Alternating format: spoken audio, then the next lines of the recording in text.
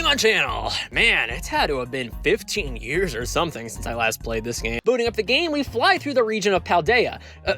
Never mind, that's just early GameCube graphics. Some Magnemite drop off a TV where we meet Anime Professor Oak, who talks to you through the TV. What kind of wild technology is this? Is there any way that people can talk to each other through screens? By the way, make sure to subscribe, like the video, and comment down below if you like the content. Once the TV arrives, you soon watch the Pichu Brothers anime. I'm not taking any chances with this, so that's why it looks like crap. For context, the Pichu Brothers are side characters that would appear in a few Pokemon movies before the anime jumped the Sharpedo. For the purposes of this game, it seems they made one spin-off episode centered around these characters, but it gets split up into 5 different parts or channels. As a result, you can only watch like 3 minutes at a time before the game shuts you out, but to be honest, the story of this anime is kind of just filler. It's charming, sure, and I loved the Pokemon anime back in this era, but honestly, this episode just doesn't have all that much to it, and that should kind of set the tone for what this game will be like. To start the game off, you're only given access to a handful of channels, the first of which is Shop and Squirtle, with one of the members of the Squirtle Squad. Does anyone remember who that is, or did I just date myself? Apparently, this guy's name is Spencer. I have no additional comment. It's just Spencer the freaking Squirtle. Shop and Squirtle channel is how you buy items to fill up your room. These can be anything from ugly wallpapers to ugly TVs to plushies and posters. When you buy an item, it'll be delivered the next day and just gets plopped down like a rat in the streets. Now, this is one major point of contention I have with Pokemon channel. Since you're buying all these items, you'd think the entire draw would be choosing where to place them, so you could decorate your room how you see fit. But instead, every single item has a predetermined location, which to me felt like a huge disappointment. This contributes to the overall issue with Pokemon channel. There's just not a lot to do in this game. And I get that, as I said, it's an experience sort of thing and less of a game,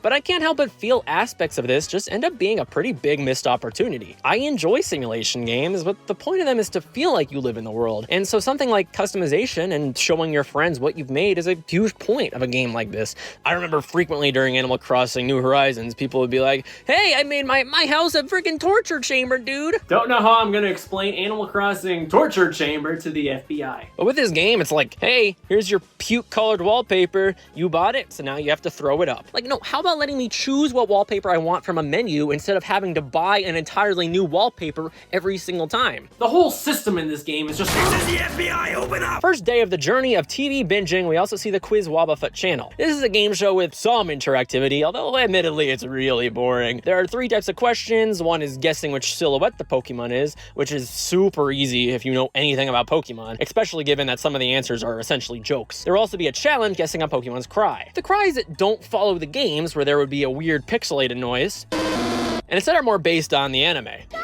So it's not hard at all to guess which Pokemon is behind the door. The third type of challenge is if you're able to see a Pokemon through a brief sliver of a line, which is, again, incredibly easy. You'll never guess who I am. Anyways, this quiz channel is early on your best way to make money, which you need to continue the game. So you gotta sit through it like traffic, but with Pokemon. It's a little slow, it's a little easy, but you know what? It's harmless fun. I don't know about harmless. I got a bruise while falling asleep. There's also a news channel hosted by a Psyduck. It is funny when Meowth talks to Pokemon on the scene, but besides that, Psyduck will talk and ramble endlessly to no visuals, just text. Is this what they call fake news? As the days go on, you unlock more channels, and to progress the story from there, you'll need to do some more tasks. For instance, early on, Professor Oak asks you to use a Smeargle doll to paint a screenshot from the TV. All you have to do is click on the doll that fell over during the anime channel to paint a black and white image of whatever your screen had. Now, like most aspects of this game, this painting feels really underfleshed. This reeks of being a concept or some kind of tech demo, but it at least does add some interactivity and freedom. But with that being said, it's really bare bones. You can draw, you can use a paint bucket to fill in objects with a jelly bean pattern, and yeah, there's really not a lot else that can be done here. Now, I know the immediate point of comparison here is going to be, oh yes, Mario Paint. It's like Mario Paint. And that certainly is better. Don't think anyone without a criminal record is going to be arguing otherwise. For a dumb throwaway feature though, it's fine. But I know if I didn't point this out, someone would have been outside my house soliciting me. One channel I didn't mention early on, despite it being there on day one, is the Smoochum Shakeup channel. To be honest, this channel sort of sucks, and there's almost no interactivity whatsoever. My only guess is they wanted people to exercise alongside this, so I will try my freaking best, okay?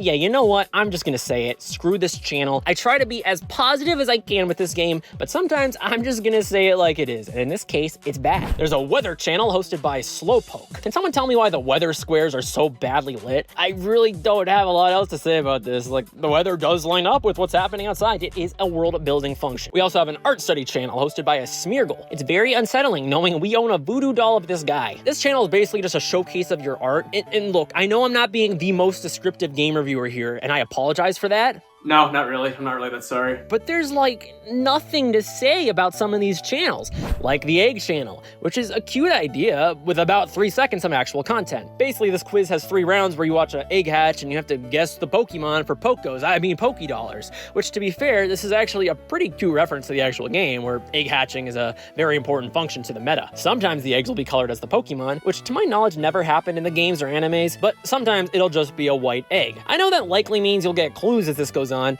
but excuse me if I don't have the patience to sit around and watch a white egg for 5 minutes. I'm too busy writing video essays about games no one cares about. You have the Chansey Fortune Cookie Report. Pick a fortune, any fortune at all. And yep, you certainly read a fortune. You know what? This game saved me $10 on going out and buying Chinese food at least, just to know my life is destined to be a failure. So that's good. We also have the Mareep Sleep channel. Okay, this is just lazy. I really think let's try running out of ideas here.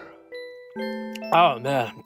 Is anyone else tired all of a sudden? There's also a second quiz channel where you guess the amount of Oddish running into what looks like a puzzle from Sonic Frontiers, which is another fine way to make money, but gets old after a whopping total of like 1 minute. Oh, what else? There's a stats channel run by a Smoochum, because I guess they didn't have enough Pokemon to spread them around to have a new one for every channel. They only had a puny number of 386 Pokemon at this time, so you gotta give them some leniency. And look, you can't be mean about it. Game Freak is a tiny indie studio. These things happen. And yeah, that's about it. All in all, the TV is not great. It's hard to really defend these channels. Most of them feel like they were cobbled together in 5 minutes without any real thought for longevity. I feel like all these were conceived with the idea that Pokemon Channel would be a 30-minute tech demo. But hold your horses. There was one form of an expansion for Pokemon Channel, at least.